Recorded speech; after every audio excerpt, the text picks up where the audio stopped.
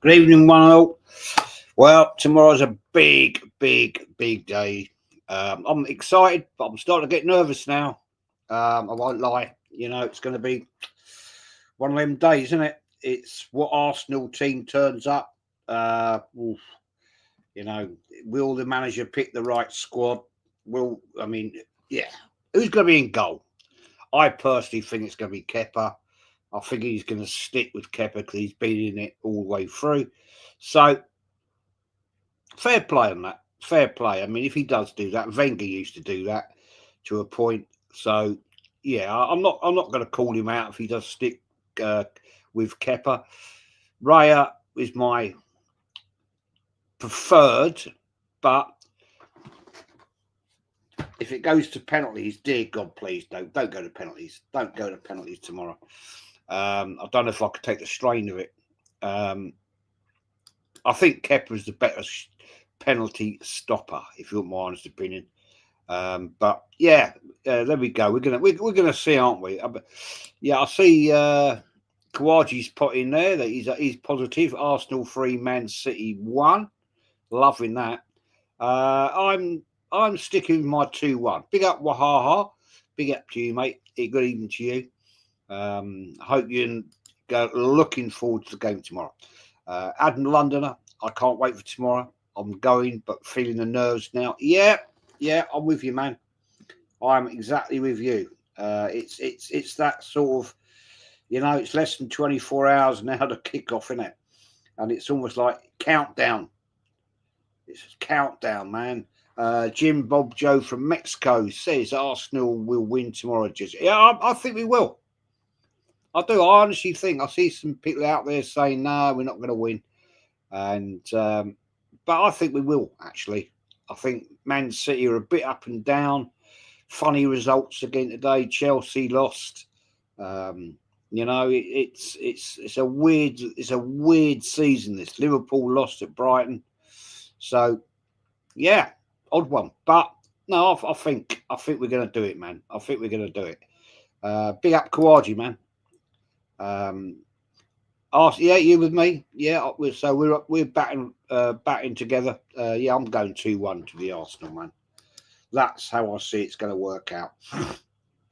But anybody else got any other scores in there? Me and my dad, lol. Arsenal versus Man City. Nice one, man. Hope you have a great day and enjoy it. Big up Aaron, buddy. Yeah, see you tomorrow, man. See you somewhere. Big up, Jez, mate. Hopefully see you tomorrow. Big up to you, man. You getting a little bit nervous now, Aaron? You getting a little bit wobbly on it? You know what I mean? SNG5 up. Just how excited are you to watch the Carabao Cup final in Wembley? First since '93. Yeah, I am, mate. I'm loving it. But I have said I am nervous. Yeah, I don't. Yeah, man. We haven't got a great record, have we? We've won it twice, lost 6 League Cup finals. It's not a great record, but let's hope we can turn it around. Big up Aces, man. Big up to you. We got to turn it around. Let's get another one under our belts. Take the trophy back to the Emirates and enjoy the day. It's going to be a lovely day weather-wise, as it should be on Cup final day. It's always funny, that it's always usually nice day on a Cup final, and I love it. That's what I want. David Brent says, "Good evening, Jez. Looking forward to tomorrow. Bit nervous. What do you think results-wise, pal?" I'm going 2-1 to Arsenal, mate. That's my prediction. I hope I'm right. I hope I haven't put the kibosh on the game. So yeah, let's get it done. It's been way too long now. Way too long. Quad says, man, like Aaron talks Arsenal. Welcome back, my old mate. Yeah, big up Aaron, man. Big up the chat, Aaron says. And Luke's lucky bunch. Even to you, man. Even to you. Hope you're looking forward to the game tomorrow. Great. I love that badge, man. That is a proper badge, that one. Eza will score in the cup final. Oh, let's hope so. Let's hope so. At the end of the day, I don't want to see any crap set up. Let's hope that Arteta has learnt the lesson, man, and can actually maintain the winning side that we've been doing well with. You know, I don't want to think anything stupid going on tomorrow. I really don't. But good evening, crew. She wore a yellow ribbon. Yeah, that's the one, mate. Robbie, big up, mate. Hope you're well. And to Brian, CFC, man, thank you for your super chat, my fella. Thank you very much indeed. Big up always, Jez, my geezer. Good old geezer. I love that geezer. Macy, hi, Macy. How you doing, mate? Big up, Jez. I'm confident we can win tomorrow, but I want Gyökeres and Raya to start tomorrow, not Havertz and Kepa. Now, that's an interesting one, isn't it? That is an interesting one because I personally think, Macy, it will be Kepa. He's played all the way through. I'm not saying he's got something in his contract. There may be, I don't know. But I think he'll stick with Kepa. And the only thing I don't like about Kepa is his ball distribution on drop kicks, goal kicks is pretty crap, in my opinion. Not very happy with that. You know, I'm not confident with that, man. Not confident with that. We need something a bit better than that. Bit up, Macy. Semenyo is going to be a tricky player to stop. Yeah, well, Man City have got some quality players, man. You know, it's going to be a fight to the wire. Yeah, I think both teams are going to come out the blocks a little bit cagey, sussing each other out, seeing what the tactics are on the day. Personally, for me, I don't know if you guys will agree with this, right? I think Arsenal should come out hard and fast. I don't think we should come out, you know, slow and looking. We need to get in early, pop some damage on them. You know, pop them on their back feet, and they're going to think, "Whoa, what's happening here today?" You know, make them a little bit uncomfortable, so that we can actually put the pressure down. So, yeah, we'll see. We'll see on that one. But that's how I want to see it. Aces says flights to either Barcelona or Madrid for Champions League semi-finals, first league, going for £50 return. Are they, mate? Are they? Well, book them now, because I guarantee you, when it comes to, if it happens, it will be about 5 times the price of that. Guaranteed. Guaranteed. That's what people like to do. Right now, yeah, guarantee it will go up. Big up Rich99, man. Big up Jez, big up the chat. Tomorrow has to be the start of us winning trophies. Yep, totally agree. Totally agree. You know, yeah, it's a massive day. I might actually pop the link in the chat, and if anybody wants to jump on, you're more than welcome. Yeah, why not? Let's do that. Shall I do that? Shall I put the link in the chat? See if anybody wants to jump in. Let's do that. Let's do that one. Just to see if anybody wants to come on and say that what they want to say. It's always good to have people on and chat face to face. Oh, hang on. Oh, dear, where's it gone? There it is. Let me just copy that. See. Dude. There we go. Right, I'll put the link. If anyone wants to jump in and let me know. So yeah, there we go. Where was I?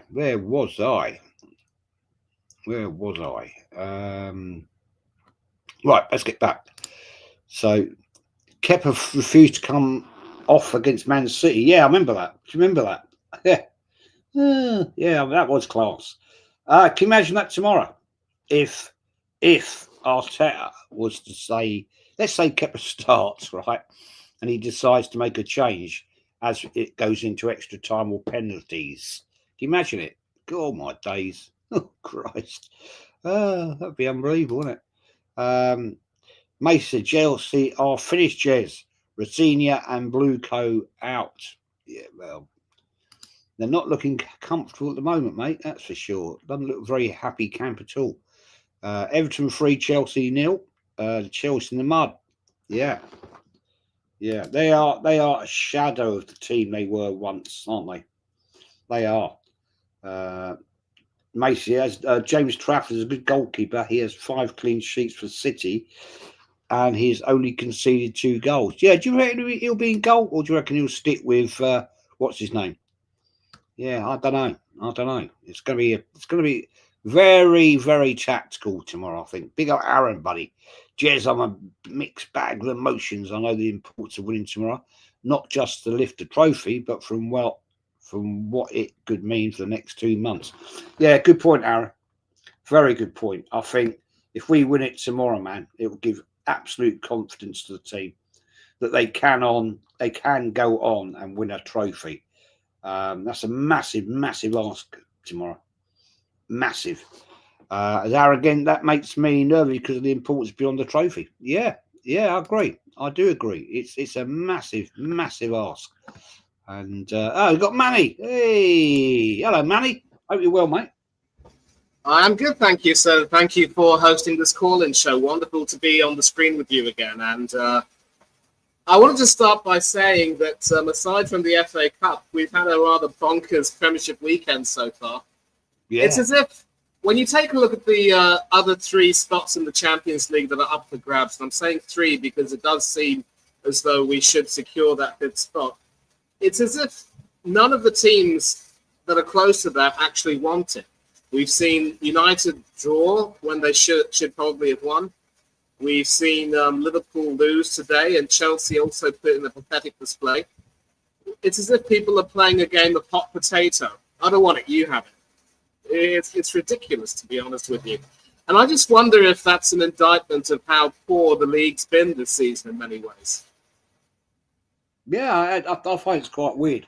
It's been a very bizarre season all round, really. Let's be honest, man. There's been some crazy results. Teams dropping off that I thought would be really up there. One of them being Man City. They've had a bit of a rocky road in the league. And so I'm just hoping, Manny, that tomorrow they're going to bring that with them to the cup final. Because I think it's going to be, I don't know about you, but I mean, I've gone for a 2-1 win to Arsenal. Yeah. I think we've just got that little bit extra that we can do them. Now, let me just say this, right? I know you always speak facts. Yeah. If we were to win tomorrow and beat them at Wembley, yeah, do you actually think, my friend, do you think we can go on and beat them at the Etihad in the league? That is going to be an interesting point of discussion. And there is a part of me that thinks that regardless of the team that Pep Guardiola puts out, we know that he's going to be starting Jimmy Trafford in goal. He will tell his players to go out there with the mindset of winning. And one of the things that we've seen from City over the years is that Guardiola has had the ability to, effectively field 2 separate teams, his first 11 and the second 11, who could, easily be interchanged, as it were, and they'd have similar results. So I'd like to think that if we are able to beat this team tomorrow, it will give us a kind of a fillip in many ways. And we can have this belief that we will beat them, because I can tell you right now, City are out of the Champions League. So the best thing that they can hope for is a very unlikely but not impossible domestic treble of League, FA Cup, and League Cup. They're in the final of the League Cup. They've got Liverpool to play in the quarterfinals of the FA Cup, and quite frankly, although you can't necessarily write that off, I think it's fair to say that Liverpool have mentally checked out. I just think that they are not, they're nowhere near as cohesive as they used to be. And several of those players, in my opinion, will have played their last game for Liverpool in many ways. That squad really needs to be overhauled. And whether or not Arne Slot will be sacked will be determined later. But the point is, City do have a chance to win a treble. And we are, at least in theory, in line for a quadruple, but we cannot look too far forward. There is a big part of me that thinks that if City do lose this and we win, it will probably put a little bit too much pressure on them to beat us at the Etihad in the league, because they know that if they lose that match, then the title race is over. And that is the only time I'm going to relax and say, you know what, this is ours. We're not going to draw a buckle from here. So I would like to say that, yes, we should aim to try and win it. And if we do win it, we can possibly beat them at the Etihad. Because, again, we've got all the momentum and the confidence, with us. But, again, when it comes to predicting a result, I've also gone for a 2-1. And I'm sure you'll know that on both of the occasions when we've won the League Cup, it was by that same scoreline, I believe, 2-1. Liverpool in 1987, which I think you've seen, and also in 93 when we beat Sheffield Wednesday. So this might be the type of scoreline that will just provide us the comfort that we need. It means that we do well enough to win, and it's a little bit more convincing than a 1-0, I would say. But I just hope we can pull it off. I really do. And it's interesting that Arteta hasn't really spoken so much about the lineup he's picking tomorrow, but maybe we'll know the closer we get to the game. Yeah, I just see somebody just kindly put in the chat that Trafford is definitely starting for Man City. So that's interesting. Aussie Ange, hi Jez, did you see Christian from AFTV said Thierry Henry never played at the Emirates Stadium in season 1. Oh dear, oh dear. Where do these people come from? Where do they? Jesus Christ Almighty! Seriously, even said Arteta winning the Carabao Cup would trump the 97-98 double. Oh come on, where do these people come from? Seriously, they must be getting paid or something. Lynch says tomorrow's massive. I won't sleep. Come on, you Gunners. Yeah, mate. I'm a bit edging that way myself, my friend. The wife said this afternoon. She said you're looking edgy, and I said, yeah, I am getting edgy because it's a massive, massive day. First time in 6 years that we've gone back to Wembley, and big up Rod Foster, man. That we're actually in the shout of winning silverware. Lynch said, I'm not worried about the Etihad one bit.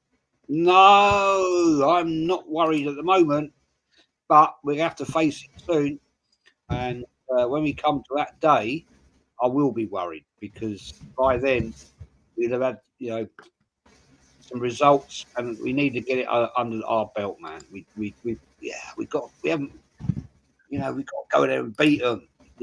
Let's get it over the line. Big Kaiser says, what a plonker Christian is. I'm sure he's a very nice guy, just don't know anything about football. But Unique 7988, big up Unique, man. Jezamani, a combination of wise and intelligence. Well, I think it's Manny's got the wise and the intelligence. Let's hope we win tomorrow. I am confident that we will win. Let's make a massive statement. Yeah, I'm with you on that one, mate. I am with you on that one. Okay. Manny, question for debate. Right, I've been talking about this on a couple of shows over probably last week. Who would you start, Raya or Kepa? I'm so glad you've just started with that, sir, because, I'm quite strong in my views on this, and I think Kepa should start. The reason why I would start Kepa in this game is, aside from the fact that he's already played in every single game in this tournament and done well enough to make sure that we've come here so far, to suddenly drop him wouldn't really be the best thing to do. And the ironic thing is people tend to go back and forth with regard to this. A lot of the people who were batting for Raya to start say that when we played in the cup finals in big up Rich, lovely to see you again. Big up to my guy. How you doing? You all right? Can everyone hear me? Yeah. Good. Wonderful. Yeah. Big up, Jez. So as I was, how are you, my guy? Good money to see you, my guy.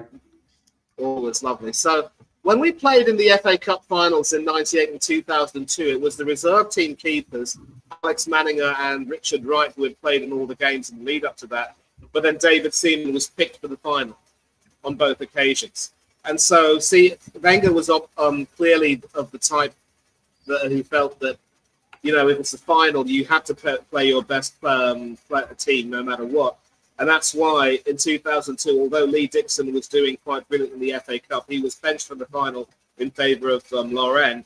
I don't even think he got onto the field, but Dixon was able to accept that. But the difference is that David Seaman, by that time, had earned more than enough credit in the bank to effectively be our undisputed starter to make sure that he would start those games. He was, of course, he'd won the league, he'd won the cup double, he'd won the Cup Winners' Cup, and he was also England's undisputed number one, having been a star at Euro 96 and would later go to the World Cup that year. David Raya has done nothing to even be mentioned in the same breath as David Seaman. So, yes, he's had some good seasons, but he's won nothing. And so, while it was justified in 98 and 2002, I'm going to sort of stick my neck out here and say that while there might be a little bit of a gap between Raya and Kepa, it's not really that big for us to decide that Raya plays no matter what. And if you've noticed in his more recent games, he's been shaking, absolutely shaking. Yes, he's pulled off some worldies and done really well, but his decision-making on many occasions has been pretty poor. He loves gallivanting out of his area more frequently. And we've seen him get lobbed from distance at least twice or thrice in the last 12 months. And in a cup final, if you make one mistake, as was proved in 2011 when we had that mix-up between Koscielny and Szczesny, it'll cost you everything. I'm really sorry for having to bring that up. As far as Kepa is concerned, he has experience in finals, and one thing we must never forget is that he was actually the Chelsea goalkeeper when we played the Europa League final in 2019 in Baku, another dreadful day. And I'm not going to say necessarily that he is this all-star goalkeeper. He isn't worth even a fraction of the king's ransom that Chelsea paid for him. But the fact is, he has finals experience, so he can. I believe he can handle the pressure. And if you take a look at history, Pep Guardiola has always, or at least more often than otherwise, preferred to play his reserve team goalkeepers in the League Cup final. And more often, and those second goalkeepers, Claudio Bravo mostly, have justified their faith, the manager's faith in him by doing really well. So we need to make sure that we have that level of cohesion, and to just drop Kepa right now, it's very easy to say, Kepa's a professional, he should accept what's best for the team and so forth. But I really don't want to have a repeat of another situation like we had with Emi Martinez, where, he came into the team, did magnificently well after Leno got injured and took us to the FA Cup final. And there's a big part of me that thinks that had Leno, recovered his fitness in time for the FA Cup final, Arteta might have started it. Thankfully, he didn't. For me, Kepa has to start. And last season as well, when Raya played in the Cups, because Neto, who we got on loan from Bournemouth, was cup-tied for the League Cup. Raya cost us in the FA Cup shootout with a dreadful performance where he was diving too early and diving the wrong way. And Jez, you'll know of how critical Lee was on that. You obviously would have done a fan can with him talking about that. And in the League Cup semi-final against Newcastle, I think in the second leg, he, it was a poor clearance which led to Newcastle scoring, I think it was the third goal, although it could very well be the case that the time was already lost by then. But I would say right now that, and this is a really good point, if you want to have a reasonably good second goalkeeper, you've got to keep them interested, you've got to keep them involved, and it's always good that they get game time in case they're needed. And that's exactly what the likes of Guardiola and, Jose Mourinho and even Jurgen Klopp in more recent times have been able to do. But one criticism I will have when it comes to Mikel Arteta is that he just doesn't know how to treat his goalkeepers most of the time. And in certain cases, he's not afraid to throw his more established keepers under the bus. So, for me, sir, and I'm sorry for having, rambled on too long, Kepa has to start. He's earned the trust of, many of the fans. He's earned the trust of the manager. And I realise that we've got some panellists coming on, and you might disagree with me on this as well. I think Kepa has to start. Simple as that. No, I think it's a fair comment, actually. Very good comment here as well. Alex de Bosman. If you want to have a reasonably good second keeper, you have to keep them interested. Plus, it's always good they get the game time in case he's needed. Yeah, it's a fair comment, man. Fair comment there. And we have some illustrious new guests. Never been my channel before. We got Rich 99 from Arsenal. Bad order. Jazz, thank you very much. No, always a pleasure. I love having new people on, man. And we have Kawaji. Kawaji is in the house, man. We can't get any better than this tonight. Rich, welcome aboard. Big up, everybody. Thank you very much. Right, I'll ask you this one. It's slightly different. Tomorrow, would you start Gyökeres or Havertz up top? Gyökeres, all day long. Victor Gyökeres. I think with this, Jess, and all what Marnie's just been saying, and you made some really good points where it makes you think differently as well about, just briefly on about David Raya and Kepa Arrizabalaga. But I think with it, the point now at Arsenal Football Club where it is dog eat dog, where we have to do everything based on, if you look at a goalkeeper who's in good form at the moment, a good striker, a good number 10, they have to play. I think we've reached dog eat dog where it's like we have to win a trophy tomorrow because some of these players have never even reached a final in their career. This is massive for them, I think. And like what you just said, Jez, with Gyökeres is in form at the moment. Just while the irons hot, strike it. Just keep everything. I know it's not going to be the same team, but I think we've got to go with the players what are in form at the moment. Like Eze has to start for me. Victor Gyökeres has to start. When it comes to left wing, I have no idea with Arsenal. I don't trust Martinelli or Trossard, but obviously one of them will probably start. So for me, Victor Gyökeres has to start. But we're just on about Kepa and Raya. I understand what you're saying, but I think when I look at it, Raya is on really good form. And I think, and I'm sure a lot of other people agree, we have to win a trophy tomorrow because this will breed massive confidence into these players. If they lose tomorrow, we could see a capitulation and a crumble where if the worst scenario, we get beat tomorrow.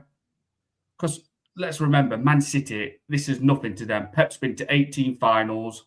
Obviously, if you count the Community Shield, the Club Super Cup, the FIFA World Cup, and he's won 12 of them. But there's a little bit of an interesting fact, which I don't really read too much into. Erling Haaland's played in 7 finals for Man City and never scored or never assisted. So hopefully that continues tomorrow. But for me, we have to win this final because if we win it, it could breed confidence into these players and make them believe and think, right, we're good enough. We're not bottlers. We've turned up. We've won a final. We've won our first trophy. Gabriel, Saliba, Declan Rice, these deserve to be winning trophies. Even Saliba said he don't want to keep going season after season with empty pockets. And if we don't win it, it could make these players crumble. We could just capitulate big time. And what I mean by that is where it could be like an hangover. And I'm not just talking for like a week or so. It could be 2 or 3 weeks where we slip up against Bournemouth. We then get beat at Man City at Etihad. And before we know it, we're level on points. And then it is like neck and neck again.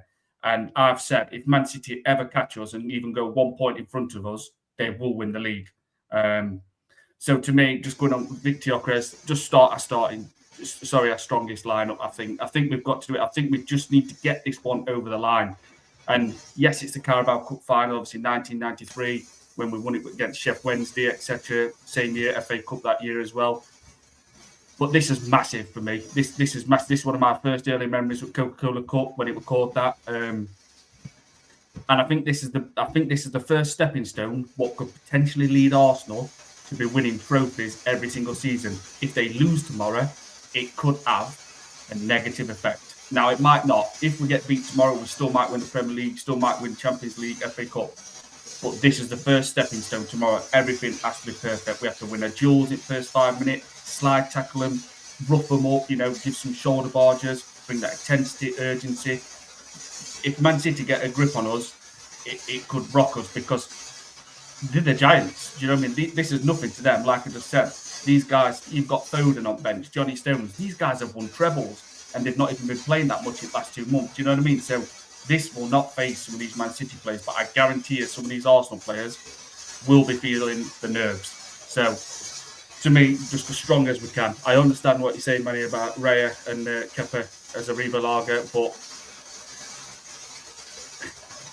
it's not that I don't trust Kepa, but I just think sometimes when a goalkeeper's not played for a little bit, it can be a bit rusty. Do you know what I mean? And they can be a bit, they're just not switched on as much in that. And David Raya, to me, like I said, he's played 135 appearances for Arsenal, kept 59 clean sheets. He's 6'2", 6 foot, which is quite small for a goalkeeper, but the way he springs and gets up in air is phenomenal. He's made some incredible saves. He really does. So yeah, but Gyökeres all day long, Jazz is a. If you look at his goals this season, he scored all types. That one against Leeds at Emirates, where he's running down byline, cuts in, smashes it bottom corner. The Fox in box type against Leeds at Ellen Road, where he chips it over Jan Sommer's head. Inter Milan's goalkeeper, a very experienced goalkeeper. The way he just pushes people off against Tottenham and just drills it. He's got all different types. Hard and low penalty against Everton, a bit like Haaland. I know people got frustrated with him a little bit, but for me, Victor Gyökeres is a fantastic striker, and I watched him in Premier League when he played for Sporting Lisbon and a bit for Coventry. So for me, Havertz, not a chance, and hopefully we sell Havertz in summer. And Odegaard, definitely. Yeah, it's fair comment, man. Fair comment. Just do some of these comments. Big up Binks. Hope you're well. And big up AFC 1987. Always in the house, man. Big up to you. And some good comments coming in here tonight. The only impossible journey is the one you never begin. That's a good comment, man. That's a good comment. Mr. Joshy is in as well. The only impossible journey. Yeah, sorry, man. I just try to highlight that and it's gone. Big up to everybody in the chat as well. Big up AFC always. Bobby, new in the house. Welcome. How you doing, chaps? Welcome aboard. Question for you on this one. Slightly different, right? Then I'm going to ask Kawaji the same, and Antonio, we're going to come to you in a minute. Would you start tomorrow? I said there's a lot of chat about this. I was debating this on Shane's show on Thursday night. We were talking about this one. Would you start Max Dowman in the game tomorrow? To be honest, I probably would.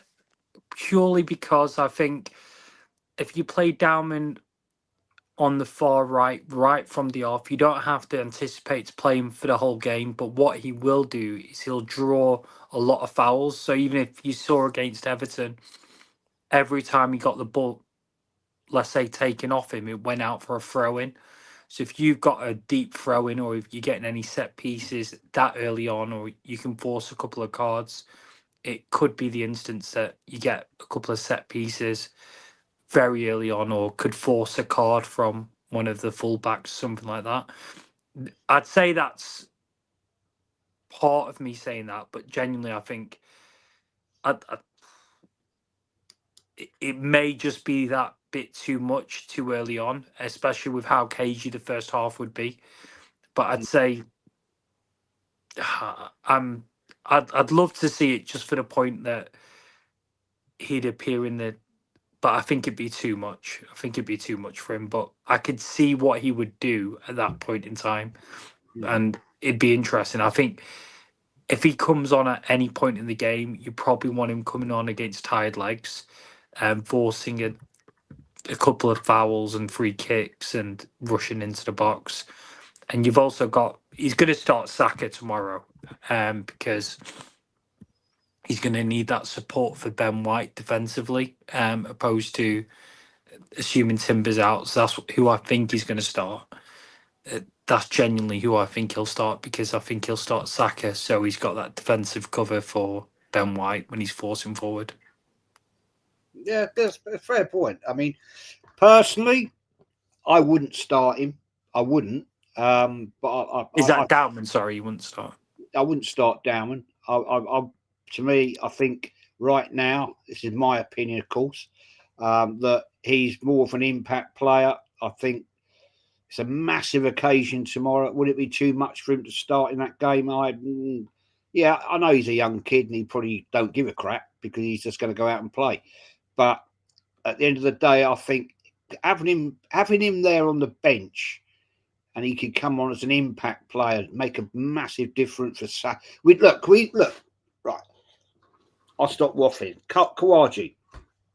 Right, we know he's going to start Saka tomorrow. Right, that's a given.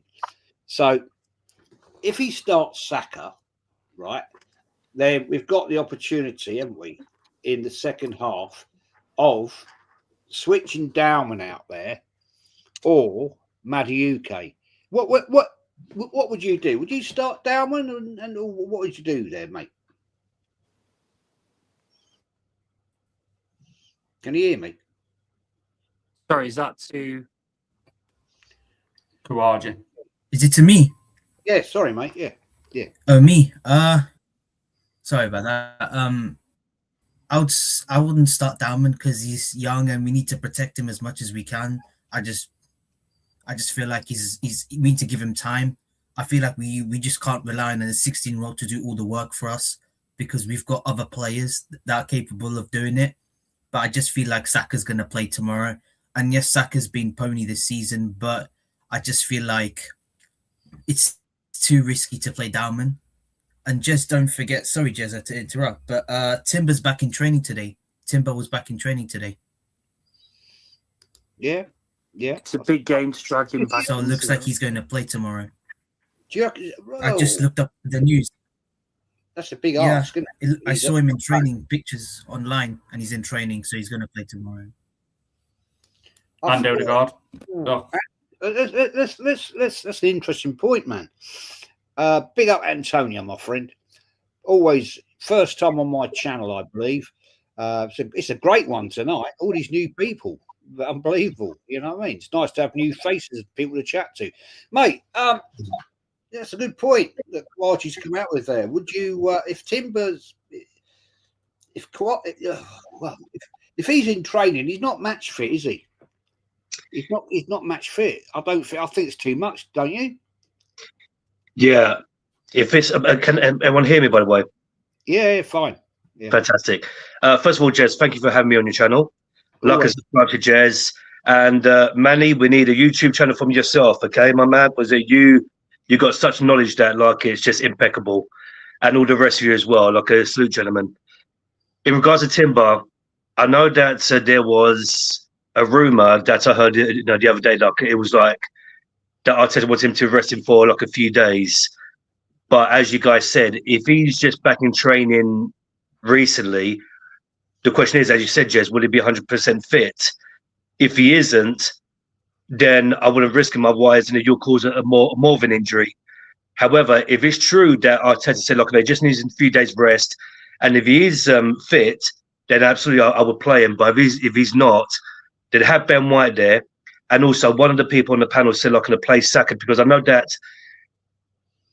prior to Saka's grade 3 hamstring injury, I know that when Ben White was the number one right back before Timber came along, I know that him and Saka did complement each other for quite a while on that right-hand side.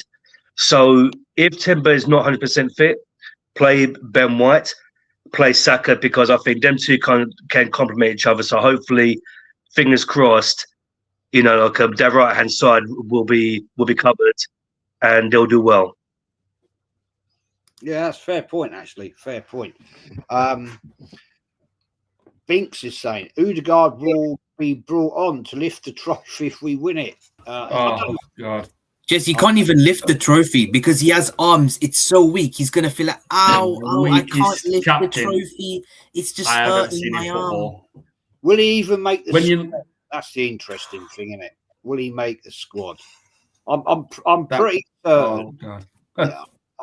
Manny, I'll ask you this one, right? This is a fair point, right? I haven't seen whether he's fit or whatever.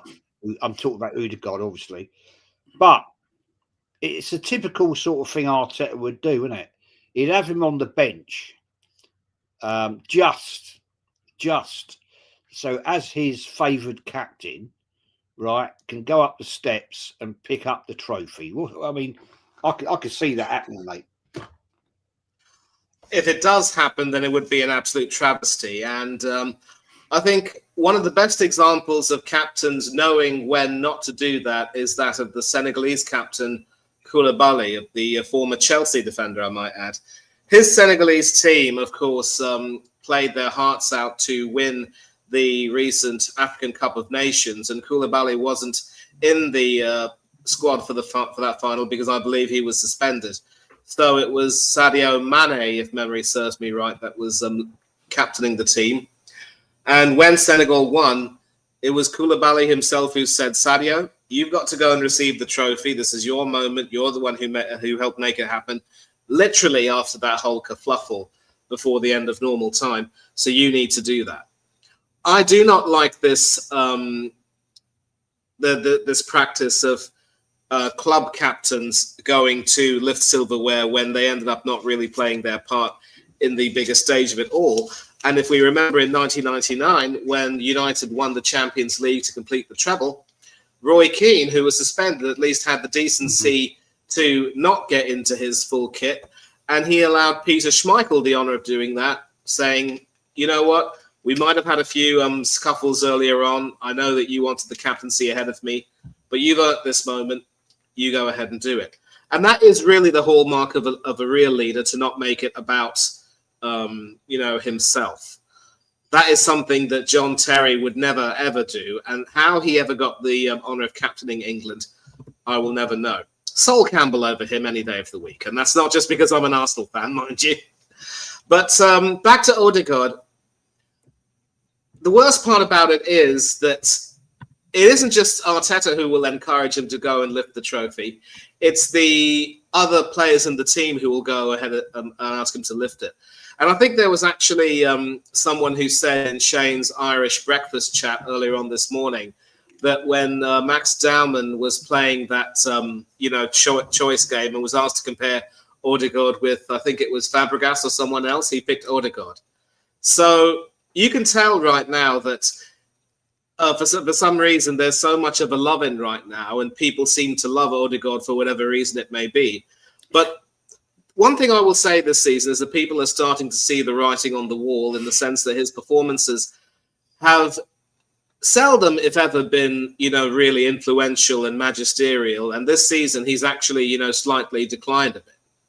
And it wouldn't surprise me if he were, in fact, sold. And I think Rich alluded to that earlier on when he said he wanted both Havertz and Odegaard gone after the season.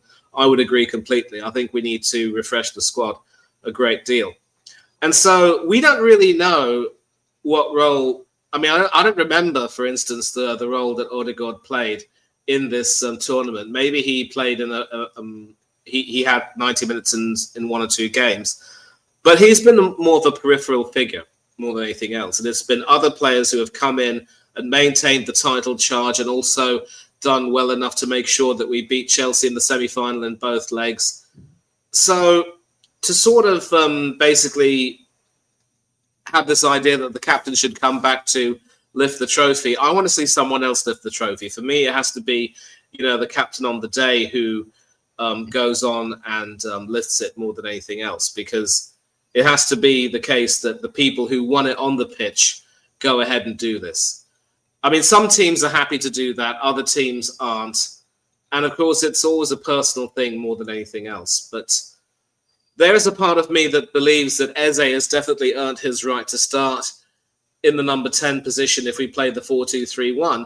And the worrying thing is, I actually could see a situation where if Eze were to be substituted, somebody else would come into the 10 and not Odegaard. So to even have him in the squad ahead of someone else who would, really love to have the chance to experience a day out at Wembley, I mean, that would just be really unfair. And if I were in Odegaard's position, I'd probably say, sorry, Gaffer, but let someone else have the honour today, not me. But if it happens, it happens, and we've just got to, accept it, I guess. And then and more's the pity. Troy, I'll come to you on this one, Rich. It's an interesting one. You've made the comment there about captainship. Personally, I think Rice would be an outstanding captain. He's proved it all year long to me. I'm going to ask Antonio after you about the same thing. Saka, if he starts, will be captain. We know that. Or if he doesn't start, it'll be Gabriel. But for me, Rich, the one player that shows me captain material is Declan Rice. I've watched it in so many games, right, on the TV, and some of the games I've been to live this season. His mannerisms are so much like the old Tony Adams. He gets in players' faces. He's like that, you know, passion, pure passion, mate. I mean, I'd love him to be captain tomorrow. He won't be. We know that. It won't be him. But I totally agree with you. Give me a breakdown on it, mate, because I think it's an absolute bloody shit show that he's not captain, personally. Jez, you've literally just summed it up, mate. I can't, when I look at Declan Rice and I watch the way he plays, how vocal he is, the work rate he's got, the way he inspires his own players, the way he fires our players up against the opponent, I can't look anymore and say to myself, how is he not captain of Arsenal Football Club?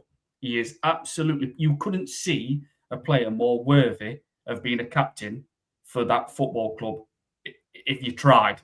Because even when he's struggling, he will jump up for that. And I keep saying this on my live as well, on my streams. Even when he's struggling, he'll jump up for that last header. He'll make that last slide tackle. He'll give that last shoulder barge.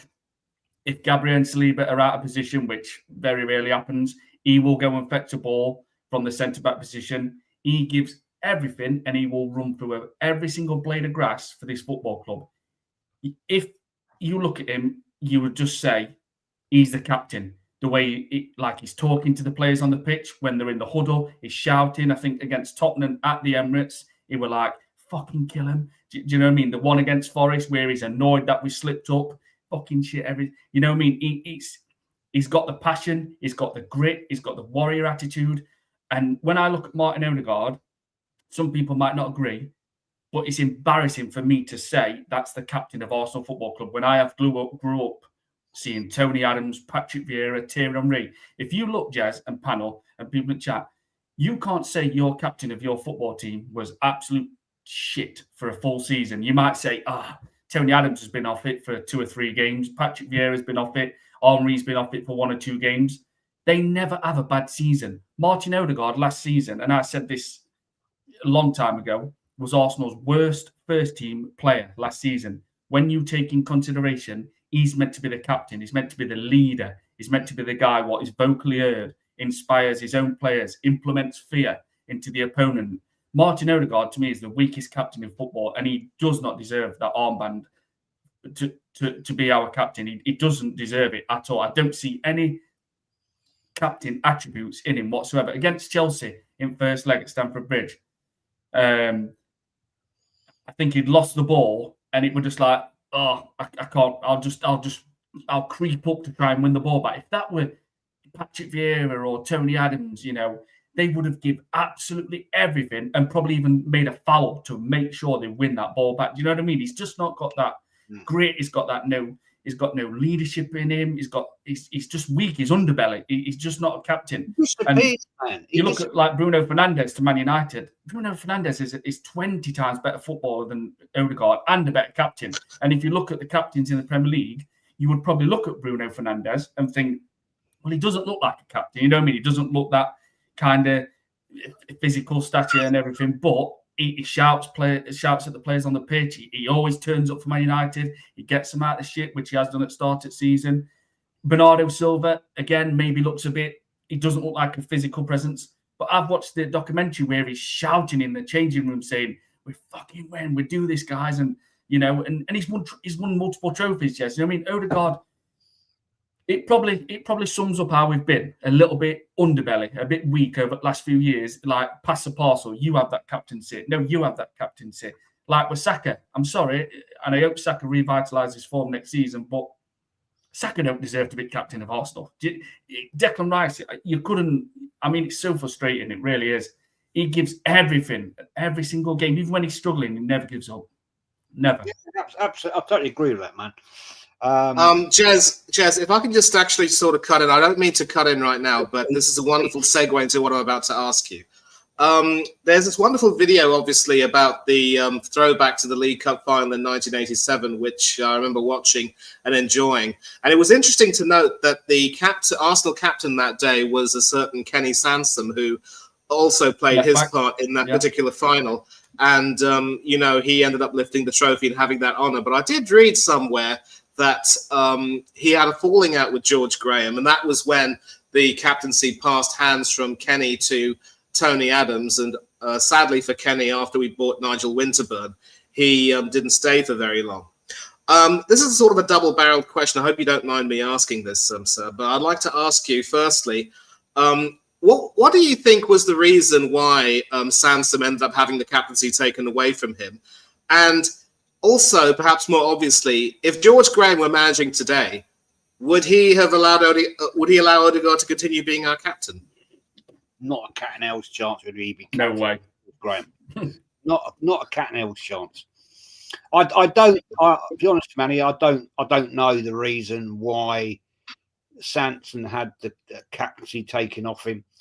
I really do not know the answer to that one. Maybe somebody else in the chat or maybe on the panel knows. But he was let's be honest, Kenny Sansom was an absolute stalwart player for Arsenal Football Club. Highest ever capped player from Arsenal for England. Also a great footballer for Arsenal. I think maybe, Manny, it was purely and simply, if it is true that they had a bit of a fallout, that George Graham was the sort of man. I met him on a few occasions, and he was a proper nice man. But I reckon also he would be a pretty hard taskmaster. And if you upset him on more than one occasion, I don't think it'd have to be one occasion.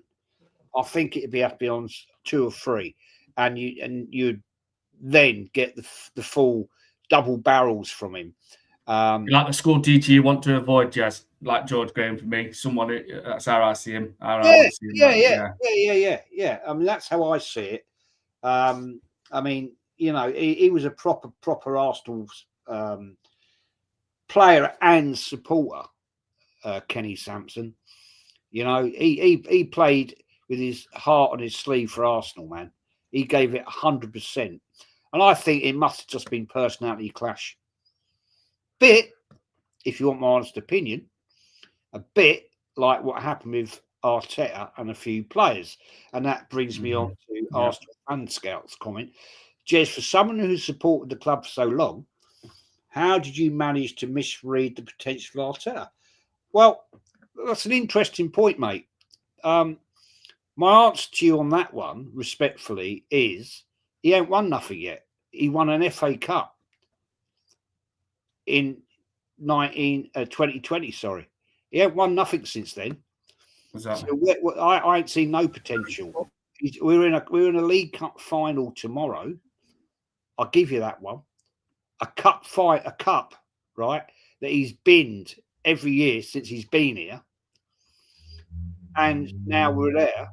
And yeah, I'm glad we're there. I'm glad.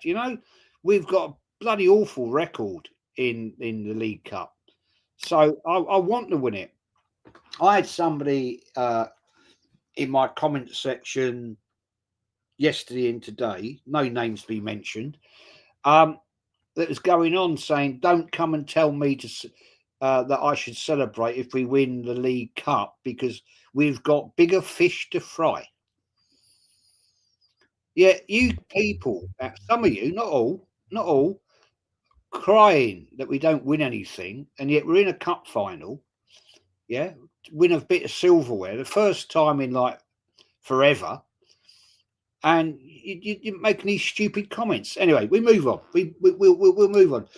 Antonio, mate, actually, that's an interesting point, my friend. Let's talk about that. Right. Yeah, we're in the cup final, League Cup, first time in 33 bloody years, right? Last time we won it, I was 32 years old. I'm now 64. So let's call it 32 years, right? Yeah, it's a long time, mate, since we've been in a League Cup final and actually had a chance of winning it. You know what I mean? So give me your breakdown on this. Look. You know, I find it winds me up actually, mate. Right, certain YouTube channel, not last year before, saying the League Cup is irrelevant. We've got bigger fish to fry, and now they're all gassing it up. Right, people on that channel are gassing it up. They're going to be there tomorrow. Right, they'll be doing their fan cams outside of Wembley. God knows whatever. Yeah, and I actually did. I actually said to Shane this morning, and I said in his show the other night, if they're there and Arsenal win it, I'm going to walk up to them. They won't air it, of course, right? And I'm going to say to them, "What are you doing here? Why are you celebrating? You tell us Arsenal fans we shouldn't celebrate, right? Because we're negative. Yeah, can we call the manager out? And yet you lot gas him up. Yeah. So what are you doing here today? Why are you here? Go on, mate. Say what you want to say. Jez, this thing about the League Cup, Carabao Cup, it's been going on for years, and unfortunately, it's been devalued and it's been disrespected. Now, the last time that we won it, I was 14 at the time, Jez, where we done a double over Sheffield Wednesday in the League Cup and the FA Cup. Now, yes, granted, fair enough. The prize money is not that much. Fair enough. But the thing is, a lot of teams and certain managers like Pep Guardiola took that trophy seriously because it breeds winning mentality. Now, unfortunately, where it is, Jez and gentlemen on the panel here, unfortunately, what we have is that, unfortunately, we have a system nowadays in England where domestic trophies are devalued. The FA Cup has gone that way, unfortunately. Even though the FA Cup has still got a bit of a lifeline to it, but unfortunately, it's on the ropes at the moment, and it's disgusting. The thing, you'll never find this in any other country. Their domestic cups are privileged trophies. It's a privilege. Race, Spanish, yeah. Yeah, exactly. It's a prestige to win those trophies. I'm old school. I was born in 1979, and the first trophy that I saw Arsenal win was '87 against Liverpool at Wembley, and obviously my stance as an Arsenal fan was cemented when we won that '89 game against Liverpool at Anfield. That cemented my love for the club. Now, the thing is, unfortunately, what we have right now is that certain trophies are disrespected, and it's very disgusting. Me personally, unfortunately, what is it?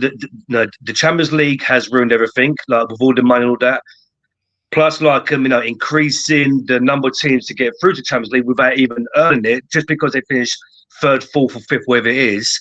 What it is made teams lazy and less competitive.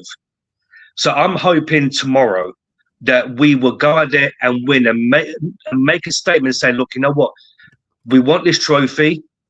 And also going to make a statement to Man City to say, you know what, you're right. We won today. And also that's going to push us on to to win other trophies. Now, God forbid, if we happen to lose tomorrow, do we have the mentality of the invincible teams where we got knocked out of the Champions League and in the FA Cup? Do we have the mentality saying, you know what, we lost this, but we're not going to lose these other ones? I'm redone that game against Liverpool where we were losing 2-1 at Highbury, where we thought, oh my goodness, we're going to screw this up now. But Henry was like, no, you know what? We're not losing this, lads. We're going to go out there in the second half and we're going to win this game and we're going to go on and win the league. Will we have that mentality tomorrow if we, God forbid, happen to lose it? That's the question. But if we do win tomorrow, I believe, you know what, the season will be ours. That's what I believe, Jez. and everyone on the panel. Oh, I totally agree with you on that, and that's a very interesting point actually, because I've been saying this. I mean, fair comment here. Arsenal fanscape. He's been learning, first time manager, so needed time. My point there is this: why the hell did a club the size of Arsenal Football Club, one of the biggest clubs in English football history, appoint a novice manager? That I find odd, and I'll never know the answer for that.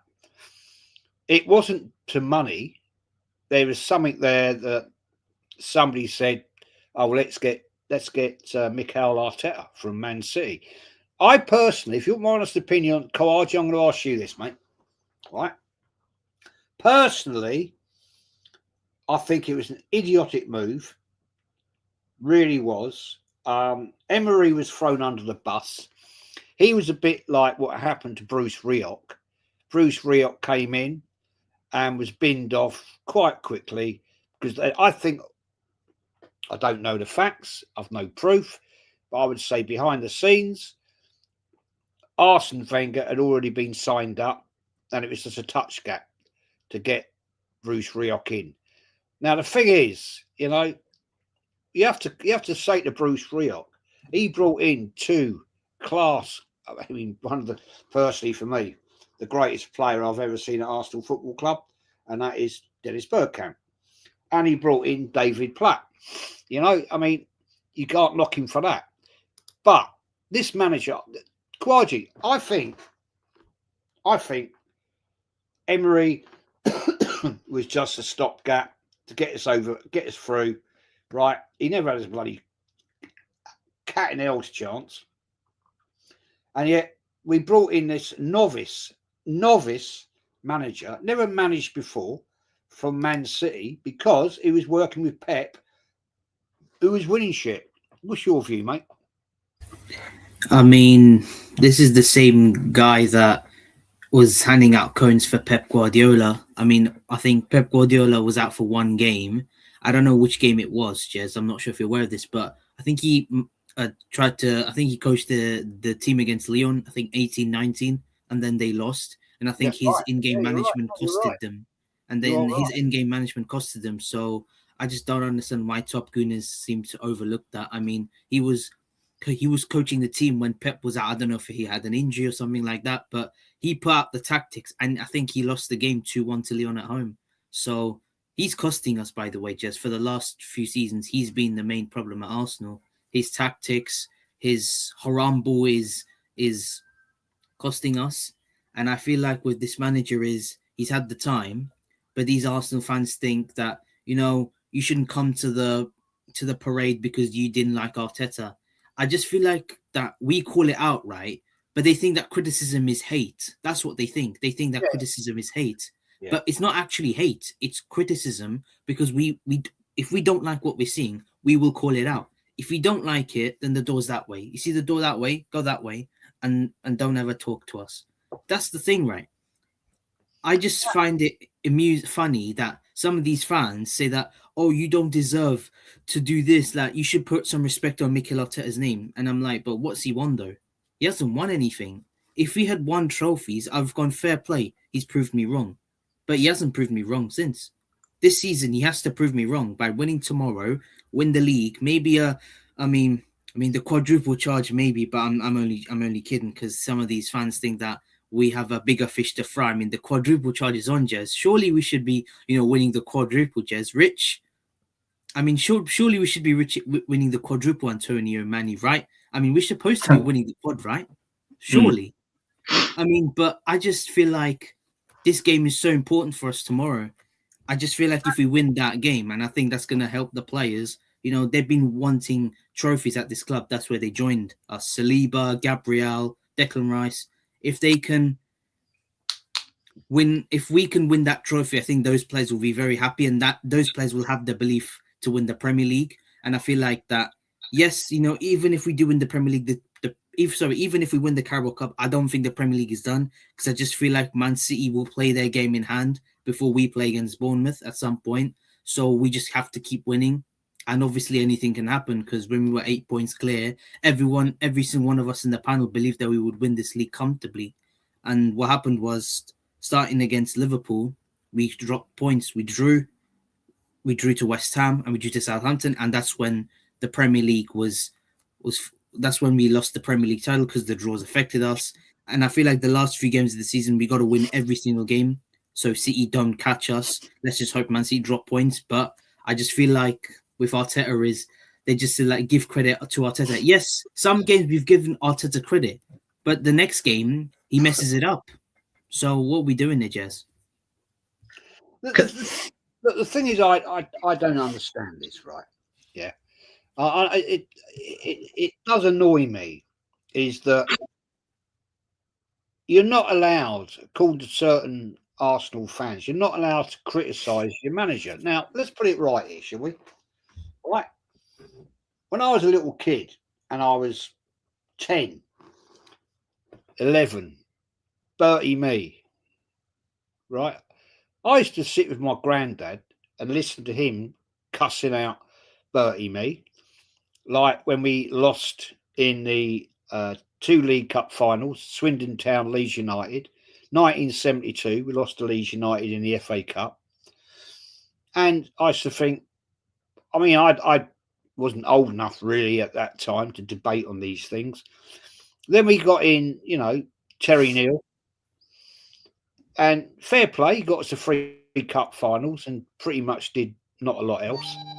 So that was a bit of a shit show. But I went to all 3 of them FA Cup finals. Yeah. And I called him out big time when we lost to Ipswich Town. Then we beat Man United, one of the greatest cup finals I think we've ever played in. And then we lost to West Ham in Division 2. Now, criticising the manager is not hate. It's not hate, Manny. And I'll ask you about this, Manny. It's not hate. It's adult criticism. A lot of these people say, "Oh, you're Arteta out, this, that, and the other." Yeah, I have been, because he hasn't achieved in the time that I think he should have achieved what he should have achieved. So that is not hate. I don't know the man. I've never met the man, right? I don't have any ambition to meet him. Yeah, it's not a personal slight on him as a man. I just don't think he's a good manager. And I think he's proven at times that he is a shit manager. The way he overplays players, they break down, they get terrible injuries. Look at the horrible injuries a lot of these players have had since he's been here. Anyway, Manny, please give me your breakdown, man. You know what it is? Basically, it's a case that these fans who accuse us of hating on Arteta are sort of trying to handle him with child gloves, as we would say. And I'm also going to quote a famous Scottish politician by the name of Jim Sillars in saying that their minds are also very badly imprisoned, at least twice over, I would say. These are the same people who had no qualms giving Unai Emery all sorts of dog's abuse for some of the rubbish that we supposedly endured during his time managing us. And they continue to use the whole 30-odd shots conceded against Watford as a stick with which to beat him and say that he was never going to be the person who would help us move on from Arsene Wenger. With Emery, it was never a good time for him to join Arsenal. And I knew about him. I knew about his credentials. I knew that he was a fine manager and a quality person. And he really wanted to try and make it work. And the effort that he took to make sure he mastered his command of the English language, not unlike Claudio Ranieri with Chelsea, was wonderful. But some of the abuse that we gave him was horrible. And I'm not going to sit here and say that Emery was the benchmark of what a manager should be like, and even now he still may not be, but that's another story altogether. But the biggest thing which these fans use to justify their supposed hatred for Emery is saying that he's an experienced manager. A lot was expected of him when he was managing us, And so he deserved all the criticism that he could get. And some of the football he played, especially in the second season when he got sacked, was just unbearable. But with Arteta, they cling to the narrative of this guy who's the returning club captain, the returning hero, coming back and saving the club. And as you've mentioned, you know, he was originally supposed to be the guy who would come back and manage the club. In the end, it was Emery who ended up getting the job. And I just don't think that the fans were able to accept that. But they're willing to forgive Arteta by saying that, you know, he's still very much in the learning curve and hasn't had the experience or even the CV that Emery has, whereas Emery is a lot more is expected of him. But I will counter that by saying this. This is going to be Arteta's 6th full season in the job. Yeah? After that FA Cup win, and Rich can back me up on this because I remember saying that on his stream in the chat, I was willing to support Mikel Arteta. I didn't want him to come in as manager. Like several others, I wanted Carlo Ancelotti to come in, and it was ironic that Ancelotti ended up going the other way when it could have been in a parallel universe or another timeline, Arteta going back to the club where he made his name and Ancelotti coming over to manage us. But things turned out the way they did. These fans, Jez, who are happy to defend Arteta and accuse us of being, you know, hateful, they love the storyline. They love the narrative of Arteta coming back and doing well, and that's why they're willing to give him so much rope. But in the first 2 seasons he had with us, he did so much damage to, you know, our club that I told myself, you know what, he's not it. Emery never had us as low as 15th at one stage. After that pathetic loss to Burnley, where Granit Xhaka grabbed a Burnley player by the throat and got sent off. At one point, we couldn't at one point we couldn't even buy a home win. And if it weren't for the goals of Aubameyang and ESR, Lord knows we would have been in a situation equivalent to that in which Tottenham are in right now this season. Well, we were bottom of the league. Tottenham. Yes. We were bottom of the bloody league. Tottenham were top. Do you remember that? Yes. Yes, I remember that. That was after 3 games of the following season. But then we all know what happened. Nuno Santo ended up going on a horrible run and he got sacked midway and Conte came in. And then we had our chance to secure top 4 and we bottled it to a Tottenham side that sacked their manager midway and were completely demoralised. So that was the damage that he had done. And I told myself I couldn't support him.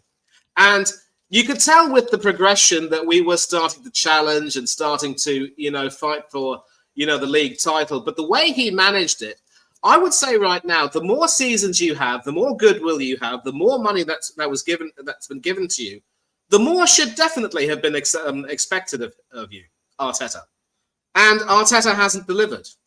And we are within our rights to, you know, point out certain things and talk about what he's done wrong. And it's proper footballing criticism. But people just don't want it. And even now, people who were happy to hound out Unai Emery are still defending Arteta and handling him with those child gloves because they love the narrative and they love him so much and say that it's still our duty to support him unless he has us in the relegation battle. Well, he very nearly did on a few occasions. Yeah. And I will also say, and I will sort of wind it down a bit, that anyone who dares to point to, if anyone dares to point to Unai Emery and still use that Watford 30-odd shots game at me, I will see that and raise them 2 shots on target, 2 own goals to win the game against a Wolves team that are still bottom of the league. And when they came to the Emirates, only had 2 points against us. We had 2 own goals to win. And it reminded me so much of when Scotland played in the 1978 World Cup. In their second game, they had to avoid defeat against Iran to stay in the tournament, and they just did, thanks to an own goal. And, you know, typical of the, you know, the tragic comedy that is Scottish football in history, they got their act together brilliantly against Holland, scoring 3, but then Holland scored 2, and then they got knocked out. But what we've seen, some of the football we've seen this season has been so much worse than anything that we've experienced under Emery. And Emery wasn't a bad manager. He was trying his hardest. There are some games where sometimes he does some rather silly things and has us, you know, and has the team end up, you know, losing. And we're seeing that as well with Aston Villa. But Emery never, ever deserved anywhere near the level of hate that fans still give him. And that is what angers me a great deal. And I will say this right now as well, and I will end it. If Aston Villa go on to win the Europa League, which I do think they will, and we end up with nothing, those fans who still see it fit to, abuse him and give him all the stick they believe he deserves need to wind their necks in and have some humble pie. And I'm sorry, the Europa League is still a top-tier achievement. It's still a European trophy, which we haven't won. We failed to win under Arteta and Wenger. So we need to start being a little bit more humble. We need to start looking inside ourselves. And that is where the criticism comes in. It's not out of hate. We don't have agendas. We want to see the team do better. We support the team before the manager or any personality. As Kenny Ken brilliantly says, the club is the star, not the manager or anyone else. Manny, just statement and a question to you, Manny, yeah? Not only was the Watford game, but they also hold a grudge against Emery because of the Europa League final against Chelsea as well. Yes. And the question to you, and also like even to the panel as well, if you want to jump in as well. If Emery obviously didn't have no attachment to Arsenal whatsoever before he came to us. He wasn't an ex-player. He wasn't even on the board. Nothing. If Emery had an attachment to Arsenal, for example, if he was an ex-player like Arteta was, do you think the sentiments towards him would have been different? That is a fine question, and it could very well be that was the that might be the case, Antonio. You're quite right there. But again, it's probably conjecture, and I think we've also got to consider that after Wenger left, one of the reasons why the fans were so invested in the idea of Arteta coming back is because Arteta was also a player under Wenger. So in many ways, I think it's fair to say that the fans wanted to see the second coming of Wenger, as it were, and a lot of people were seeing some aspects in Arteta's conduct which, gave people the impression that he was destined for a career in management. And I've got a good mate of mine on Twitter who makes it his job to call Arteta's, bovine manure out every chance he can get.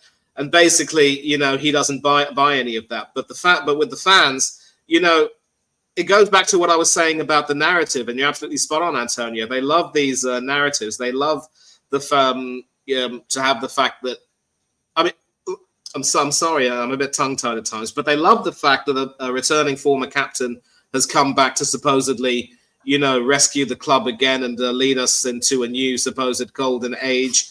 And maybe if Emery had that connection, it would have been the case. But I think it's also fair to say that ever since the George Graham chapter, which was wonderful back in the day and which we all remember fondly, although it ended in a rather sad and disappointing note, we seldom had managers coming back who had their connections to the club, although there was always this trend that you'd have a foreign manager and his deputy would be a club legend. It was, with Gerard Houllier and Phil Thompson at Liverpool, we had Pat Rice and Arsene Wenger working together, I think.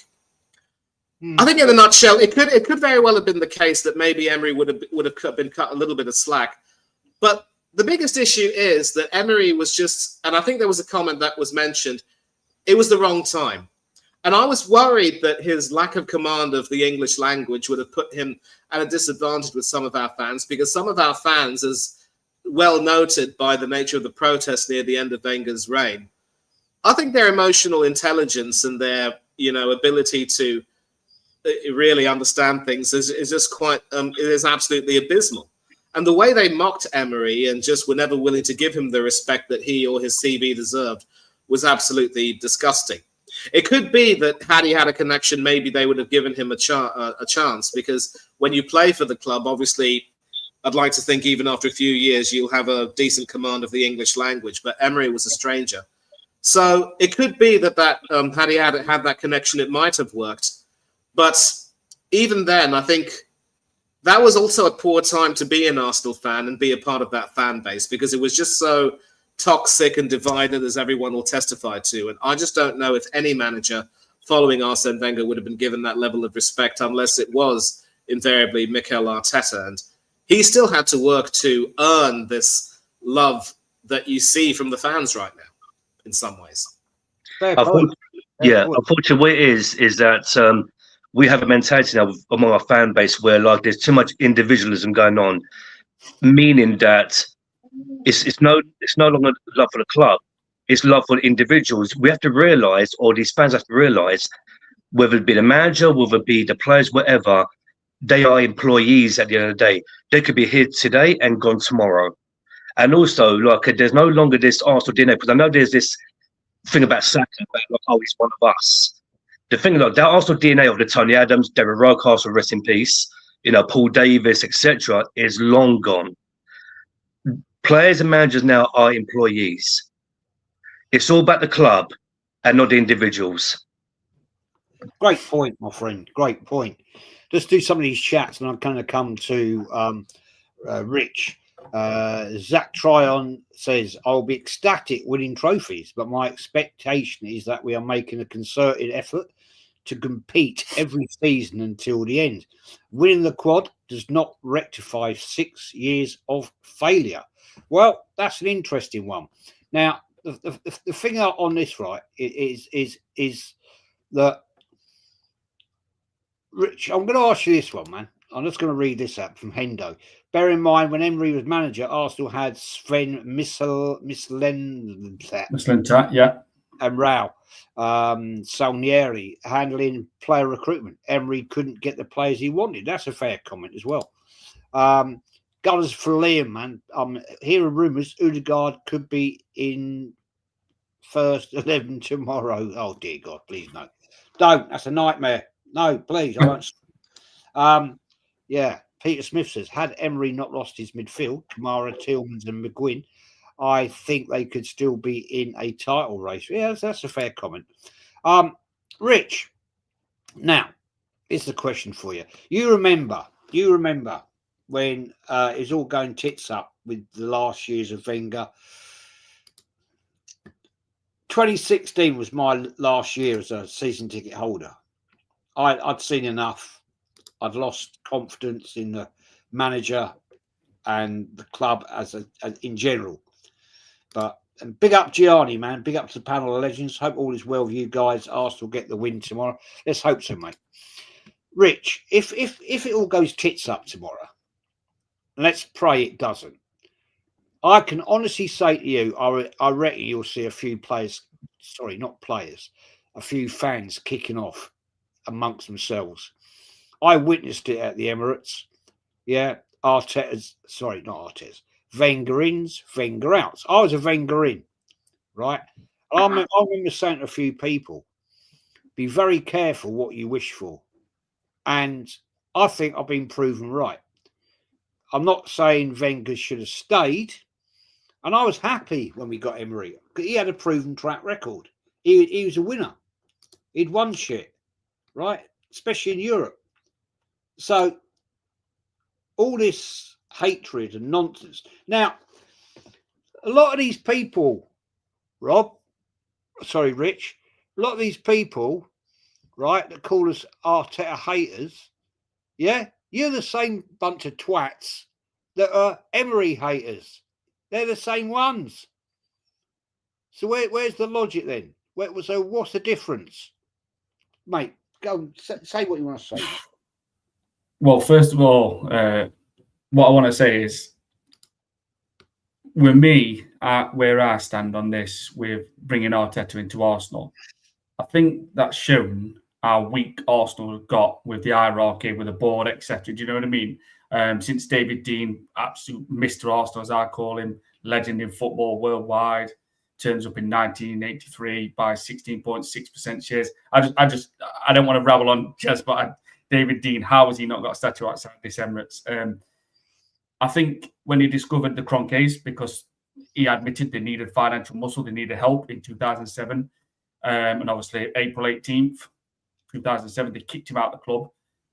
And I think, well, then, obviously, moving a few years forward, I think it was like, who's running Arsenal? Do you know what I mean? Like, who's got control of us? It was just like, yeah, we'll have him. We'll have it. Like I said, Sven Mislintat, who they called the Dortmund guru of scouting players, which it could have been. But it didn't work out. Arsenal, Raul Sanllehi, obviously something happened there. And I just look and think, when we brought Arteta in, it just makes me think Arsenal just thought, do you know what? We'll get that guy. He's an assistant to Pep. He's played for Arsenal. He's been a captain for Arsenal, even though he's no legend at Arsenal Football Club as a player. And Petit and Overmars, who were at Arsenal since 97 and 2000, are miles bigger legends than him as a player. And I just think they were like, if we get Arteta, he's never managed before. He'll be a yes man. He'll do everything we say. We'll just give him a little bit of pocket money, like maybe 3 million, 4 million a year. And he won't be too controlling, etc. And I think if we'd have had someone like David Dein, not a chance would Mikel Arteta have been the manager of Arsenal Football Club, because he would have scouted someone globally. Like in 1989, when Arsene Wenger, as we know, was the manager of Monaco, and he was passing through and he was watching the North London derby at Highbury, the Arsenal v Tottenham, and he was in the cocktail lounge. Obviously, David Dein got introduced to Wenger by Barbara Dein. So you just, and even then, Jez, he said, like, in that time, he looked and he had a vision saying, Arsene's Arsenal. So my point is that David Dein would have definitely not have brought Arteta in if he was still at this club. And it just showed me that when we're bringing Arteta in, it's just like, we'll bring anybody in. It's a charity. Do you know what I mean? We'll just let anybody walk into our club. It doesn't matter if you're a proven winner, if you're a serial winner. We just want you because you're nice. You know, it's all about big cuddles and keeping everyone happy. It's all underbelly. And we'll just bring a number 2 in. Not taking into the fact that this is Arsenal Football Club, the Arsenal, as we say, that we have to be winning trophies, because in 2006, when we moved to the Emirates, we was promised that we're going to compete with the world's top teams, elite teams, on the pitch and off the pitch. And we've only just started doing that. Now, we know the Kroenkes obviously got the full ownership in 2018, and they have. They've been spending a little bit more, which we can all agree on. But to me, Mikel Arteta should never have been the manager of this football club.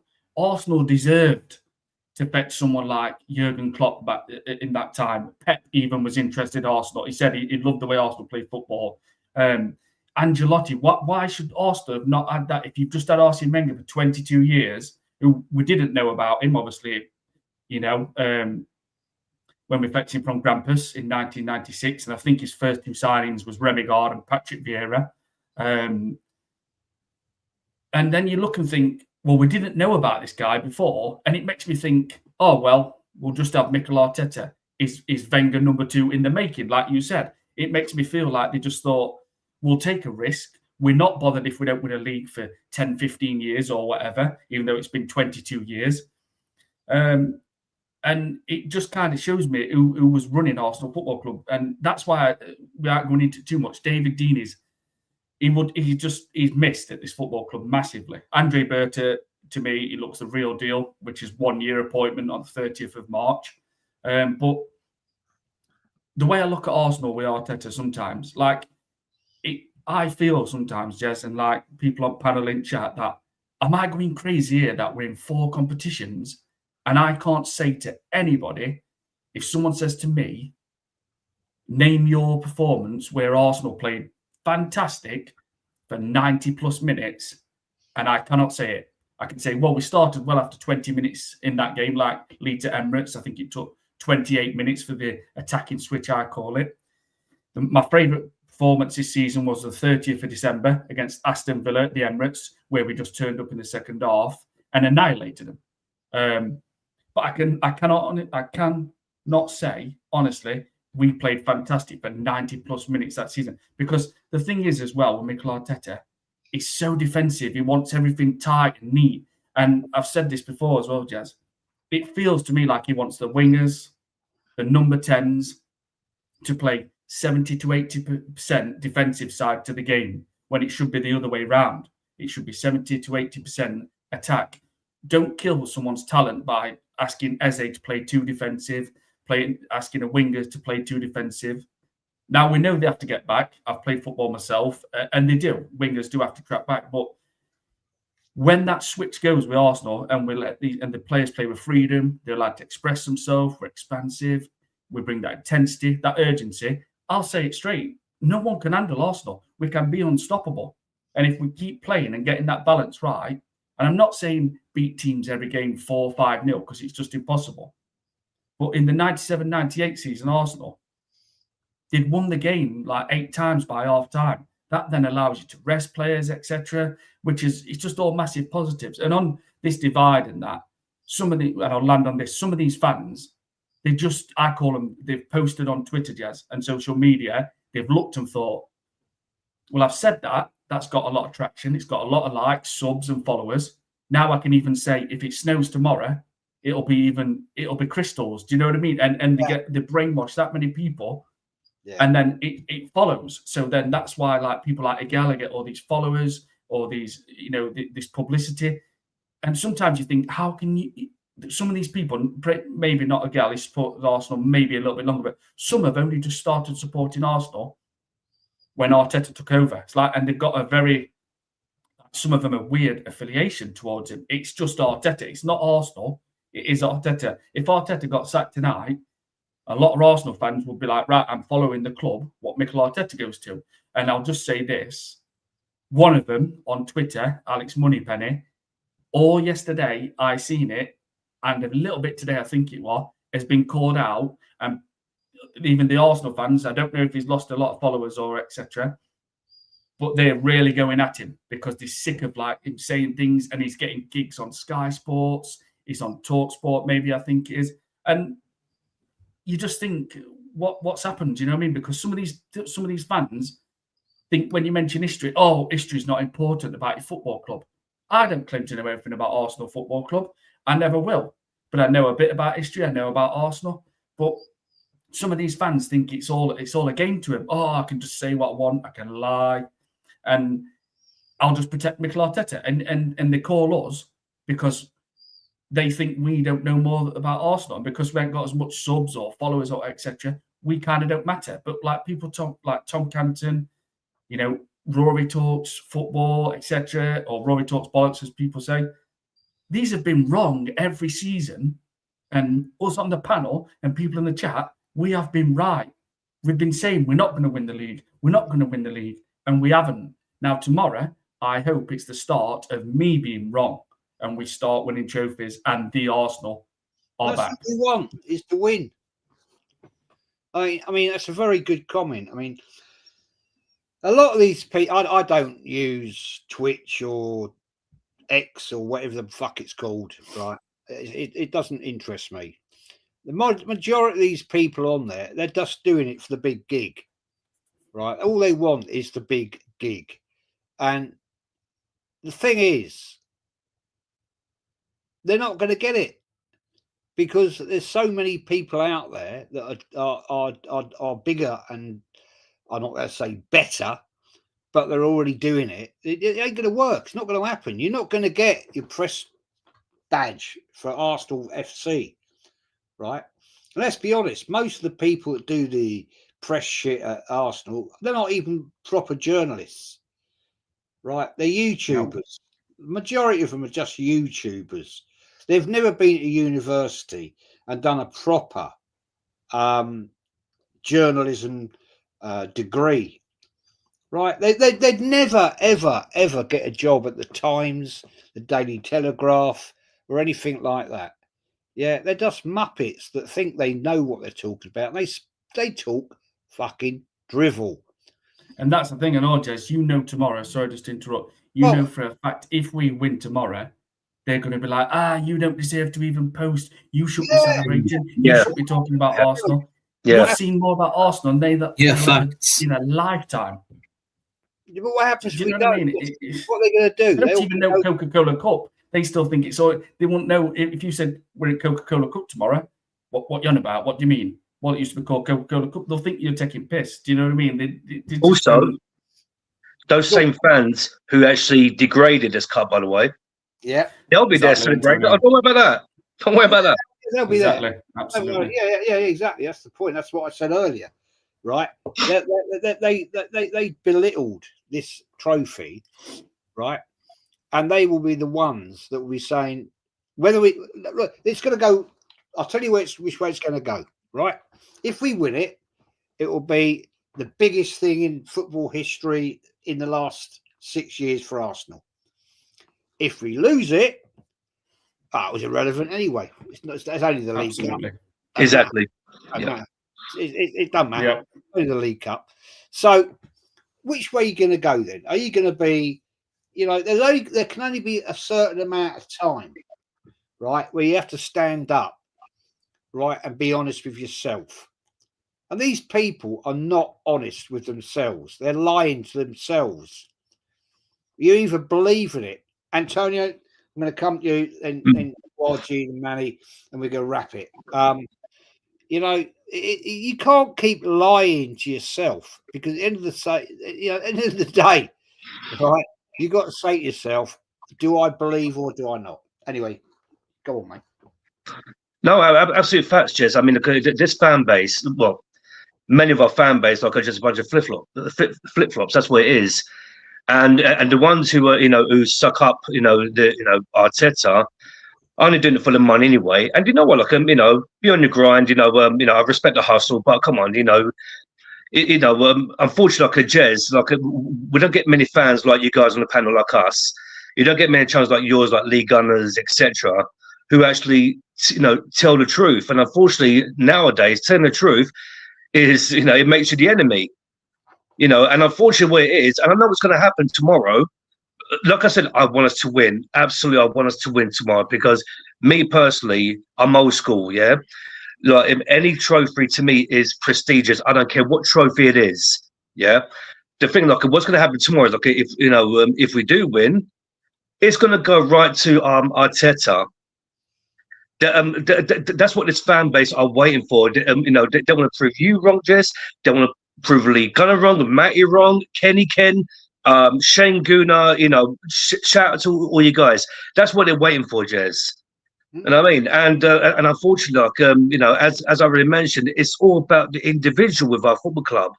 It's not about the actual football club.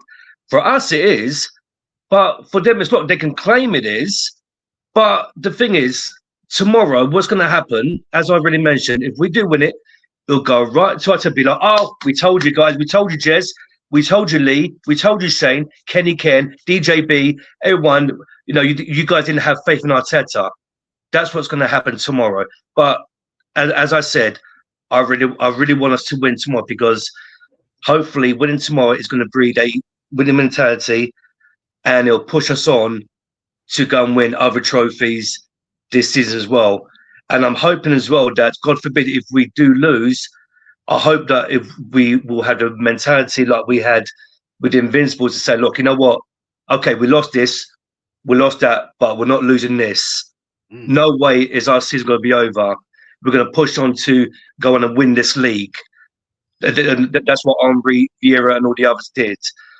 So hopefully we'll have the same mentality tomorrow if it goes the other way. But like I said, hopefully tomorrow we will win. If we do, it'll be a fantastic thing, Jess, and we will celebrate. Yeah, quite right. We will celebrate. We don't care. Exactly, Antonio. And let me just say this. I'm glad you mentioned the Invincibles. What also really gets my goat, and I'm sure gets the goat of every one of us, is how these fans of Arteta will like to use stats from this season, seasons gone by, and compare them to Invincibles, saying, the stats that this team are running are even better than what the Invincibles had during their season. First of all, the Invincibles, as Jez will agree, couldn't really hold a candle to the 1990-91 team, which only lost one game and which really had, their season was so magnificent, they would almost certainly have gone unbeaten had Tony Adams not been thrown in the nick that day before the Chelsea game, I think. But the Invincibles and that 91 team and the 2002 team and the 98 teams, they were winners. We've done nothing yet. And nobody cares about stats at the end of the day. And this is an example of how you said it perfectly about more of an individualistic sort of approach that fans have, basically wanting loving individuals more. It should never be about the individuals. It's always about the team. And that's why I don't care how many clean sheets and Golden Gloves awards David Raya wins. If he isn't going to be able to, translate that to silverware, he can't be considered world class. Kenny can say that again, and I will keep dropping his name until the cows come home. You can win silverware without necessarily being world class. Guillermo Vicario is a case in point. Yes, I went there, Spurs fans. But unless you win silverware, you'll never be worthy of being called one of the best in your profession or world class. And that's something that the fans and the players have got to recognize. So we need to start winning, and hopefully we'll get rid of this individual-oriented sort of approach to supporting a team where, we value stats and individual, highlights reels over team successes. The team is the star. That's the way it should be. And if this team doesn't win anything, I'm not going to have any affection towards them. I don't have any affection towards players unless they win me things. You win something for the club and for the fan base, you're ace in my book. That's facts, Manny. Yeah. Facts. Absolutely. Good point. I'm going to come to Kawaji, and we're going to wrap it up. I'm going to quickly do a round robin afterwards to get your match predictions. The other fascinating thing I find weird, right, is people that are Arsenal YouTubers, right? I'm not going to have a big debate about this tonight, but all they do is they make out they're an Arsenal fan. Yeah, all they do is they sit there calling out, clipping other Arsenal YouTubers. This one fella, what's his name? The catch-up fella, right? All he does is call out. Now, the fascinating fact is, I don't watch him, but this afternoon, it popped up on YouTube, this guy. I thought, let's have a look at this. And he was calling out Lee and Northside and all that, right? And yeah, what I found funny, and I'll not mention names, there's one fella in there that's a subscriber to Lee, was begging this guy, begging him to be a mod on his channel. And I'm thinking, hang about, mate. I mean, I couldn't comment because this show's about a month old, right? And I'm thinking, hang about, you're a mod on his channel, and now you're begging this guy to be a mod on his, and yet this guy's calling out a guy that you're a mod on his channel. What's fucking going on here? What's happening? Why would you do that? Seriously. And like this fella, I don't know who he is, this catch guy, all he does is call out YouTubers. That's all he does. He's got this big beef with Lee, and some of the shit he was saying was absolute bullshit, right? And he was calling out Lee, calling out Northside, calling out Kenny Ken. Now, I wish I'd seen that live, because I'd have gone right in on him. Anyway, move on. Kawaji, man, thank you for joining, as always, one of my top mods, always there, doing the business. Mate, give me your breakdown for tomorrow. What's the score going to be? To be honest with you, Jez, it's going to be a big game for us. Obviously, it has to be a must-win game for us if you want to end that 6-year trophy. Disappeared. He's frozen. Frozen. Sorry, Manny? I don't want to hear any Top Gooners. Oh, there you go. Sorry, guys. I don't want to hear any Top Gooners saying it's a Mickey Mouse trophy and all this stuff. These are the same fans that said it was a Mickey Mouse trophy. Now they're saying it's an important trophy. Like, I just don't understand. Are you going to make it make sense, or what? Are you going to make up random stuff saying this is a Mickey Mouse trophy, and now next minute you're saying it's a trophy? Make it make sense. It just doesn't make sense, I'm saying. But I think we might win. I believe we'll win. I predict 3-1 Arsenal. I just feel like with the way Manchester City are playing right now, maybe I am wrong. Maybe I could be wrong, but it doesn't matter what win it is. I just want to see that cup come back to North London. because the last time we had a trophy parade was 9 years ago, the 2017 FA Cup.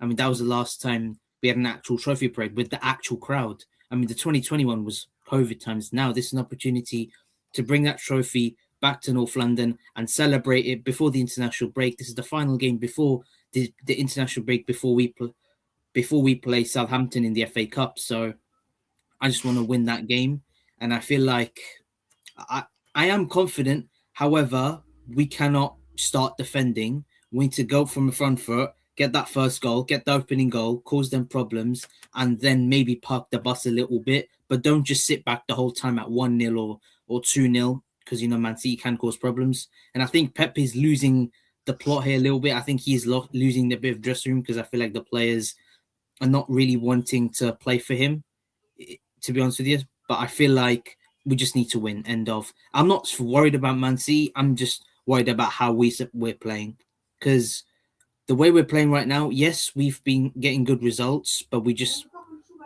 need to, you know, play good football, get at least 2 to 3 goals. I just don't want to see us get 2 goals and park the bus like it happened against Wolverhampton Wanderers when we were 2-0 up and we shut the bed. So I just want to see us, you know, getting 2 to 3 goals. And I was watching the Everton Chelsea game. They were still attacking when they were 2-0 up, 3-0 up. Why?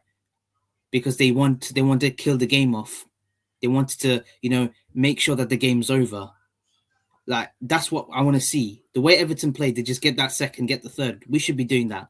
We cannot be going to Wembley and play like that. Sorry. No, you're right. I mean, that's what you should do in football. You know, you should want to actually trounce the team you're playing against.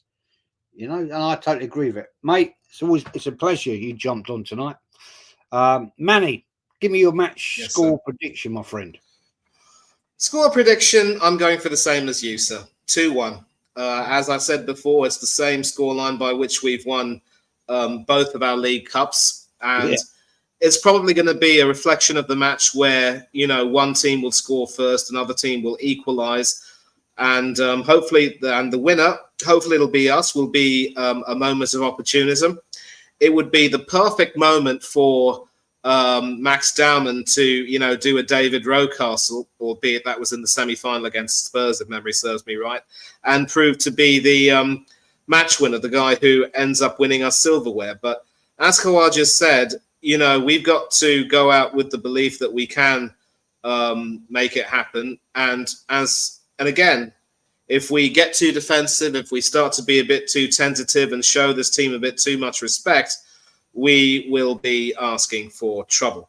And I will just end by, you know, saying something to sort of talk about how some of these people who have so much clout or traction these days just don't know what they're talking about. And there's a wonderful proverb, which I remember saying to DJ B on one of Rashid's streams backstage, but I'll say this right now and I'll zip my lip afterwards.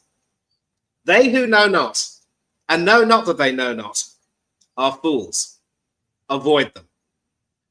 They who know not, and know that they know not, are humble. Teach them. They who know, and know not that they know, are asleep. Awaken them. But they who know, and know that they know, are wise. Follow them. That's a great proverb, man. Fantastic, in fact. Anyway, Manny always comes out with the real stuff, man. It's been a pleasure again. It's been a long time, Manny, that we've been on a panel together. And yeah, always not too long. We keep coming on Rashid's stream, so it's not too long, sir. But coming on your channel, it has been long, and I've missed. Yeah. I meant on here. It's been a wait. Yeah, it's been too long. I'm glad I was able to come back. So thank you for having me on, sir. No, it's a pleasure, man. Always. Rich, big up, mate. Give me a match for score prediction. I've been saying this on my streams. I don't like giving a score prediction just because how we've been playing this season.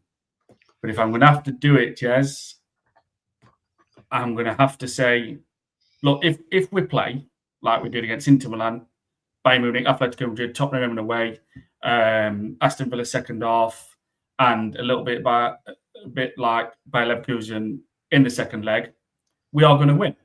Because going forward, when I keep saying it, if we play with freedom, express ourselves, bring that intensity, that urgency, we're fast in our passing, and we're ruthless.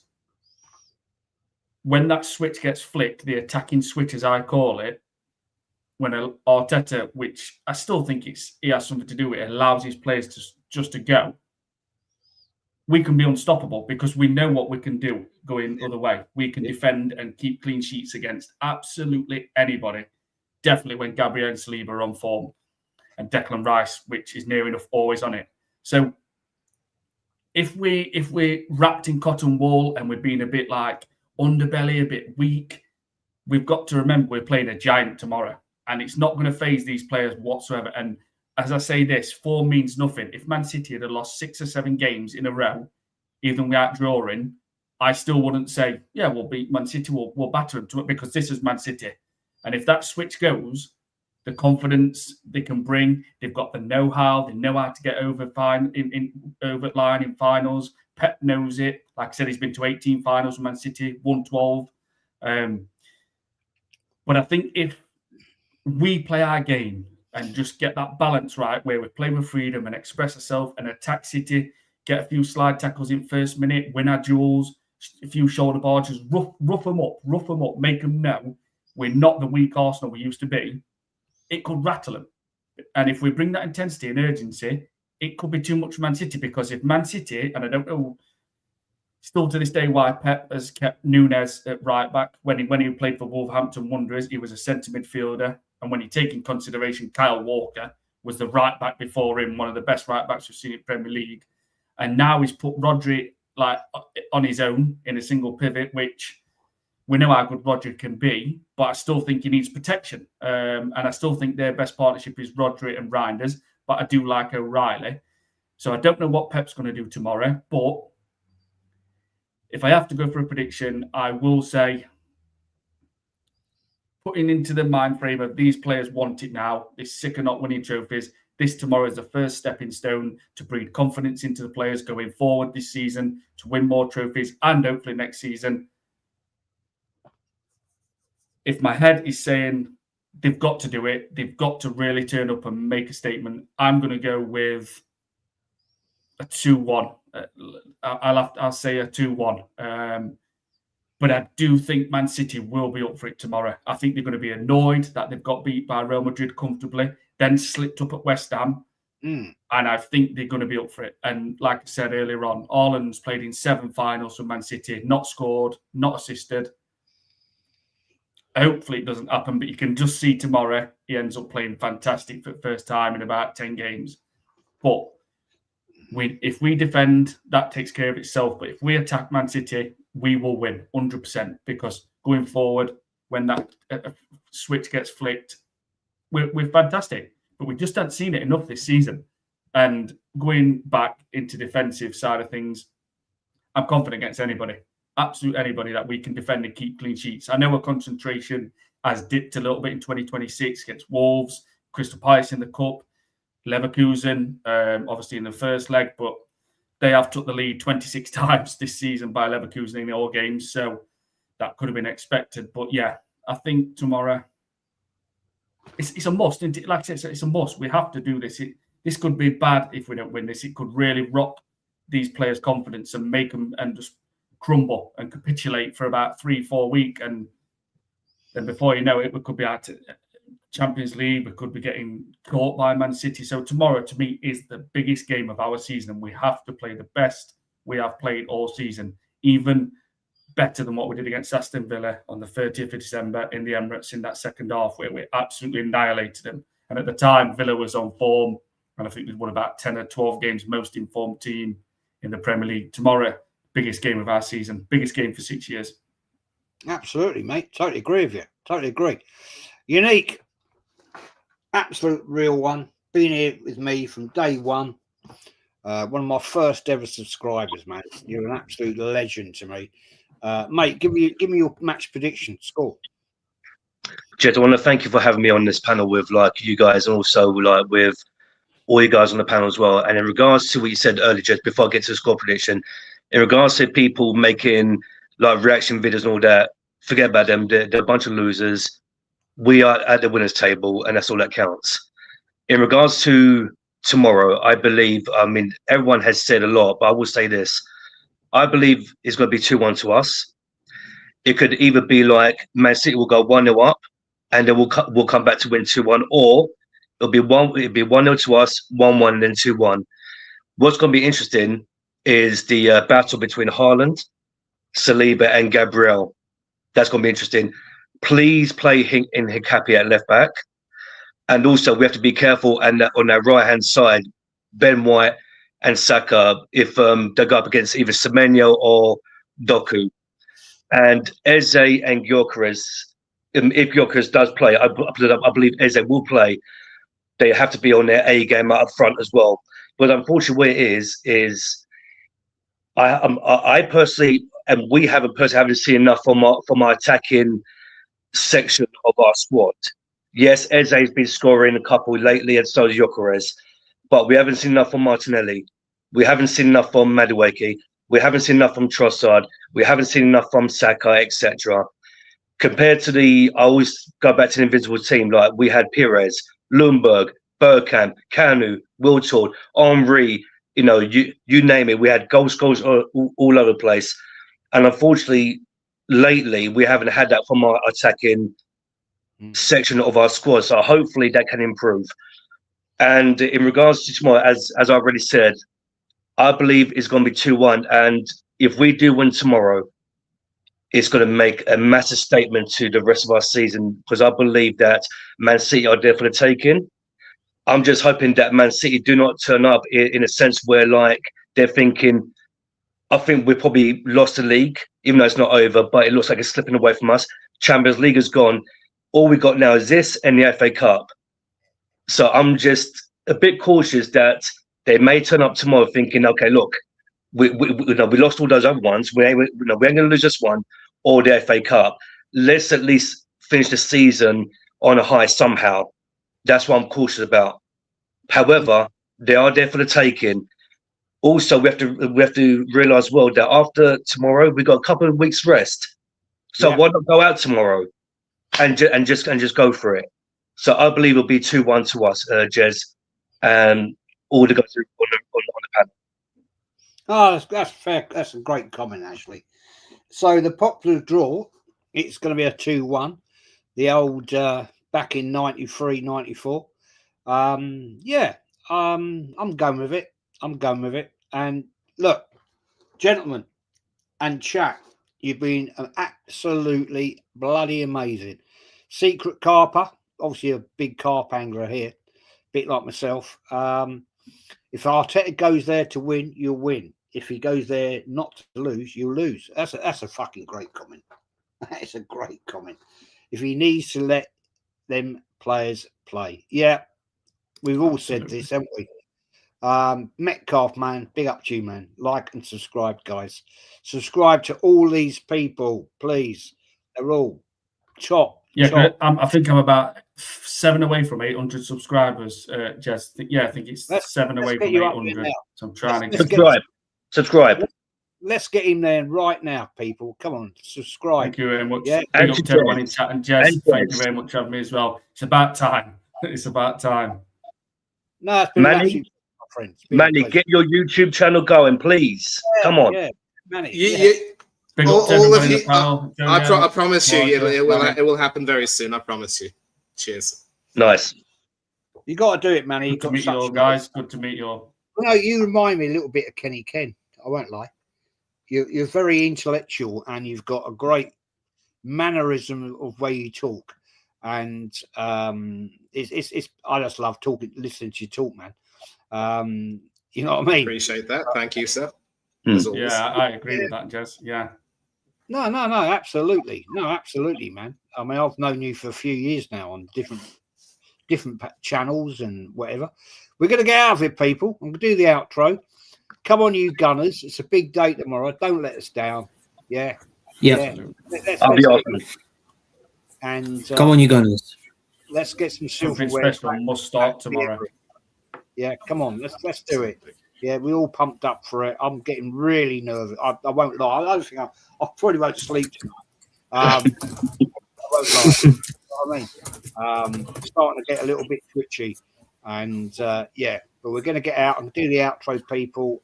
Thanks, everybody in the chat. Thanks to the panel. Been absolutely amazing. No, big up, man. Big up. I can't believe Big up everybody in chat. Thank you very much. Good to meet us all. I know, great chat as well. Jez, absolute legend. Thank you very much. My pleasure, gentlemen. You're all champions. Remember that, yeah? Big up, guys. Do the outro. We'll get out of it. Take care, everyone. Peace.